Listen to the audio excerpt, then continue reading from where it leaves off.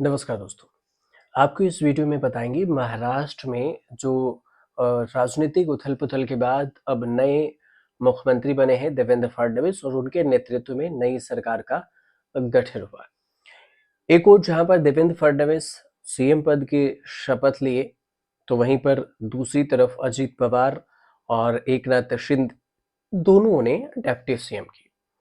खास बात ये रही कि शपथ लेने के साथ ही अजीत पवार के नाम का एक रिकॉर्ड दर्ज हो गया, जो महाराष्ट्र के सबसे ज्यादा बार 6 बार डेप्यूटी सीएम बनने का रिकॉर्ड है। जी हाँ, 6 बार डेप्यूटी सीएम बने हैं।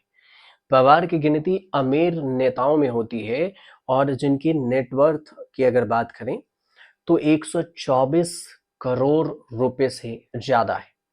तो उनके पास क्या क्या है, आपको इस वीडियो में विस्तार से बताते हैं।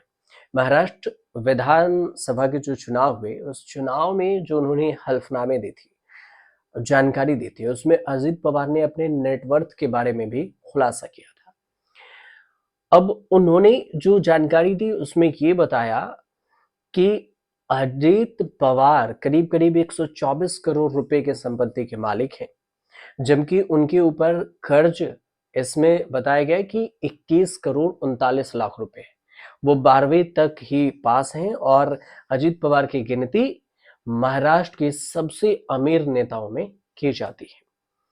चुनाव आयोग को जो हल्फनामे दिए थे, उसमें जानकारी दी थी, उस पर अगर नजर डालें तो अपनी संपत्ति का ब्यौरा देते हुए अजित पवार ने बताया कि उनके परिवार के पास 14.12 मतलब 14,12,000 रुपए उनके पास है, कैश है।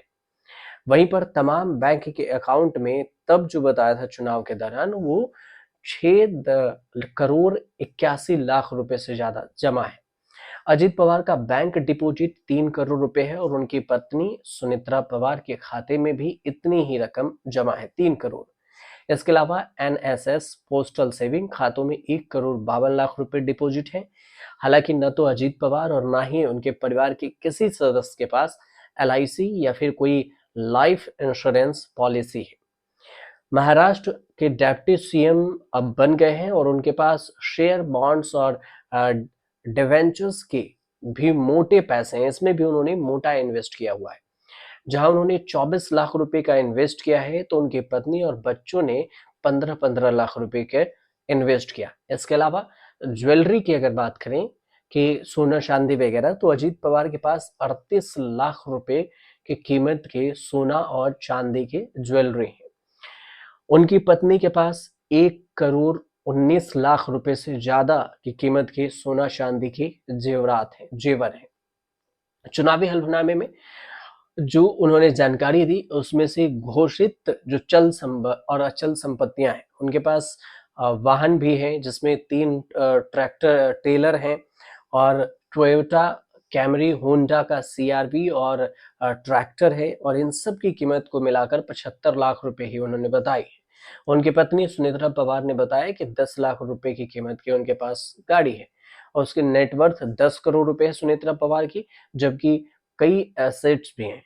अब बात करते हैं अजीत पवार की अचल संपत्ति की। तो चुनावी हल्फनामे की जानकारी मुताबिक पत्नी के पास 13 करोड़ 21 लाख रुपए हैं, एग्रीकल्चर के लैंड है।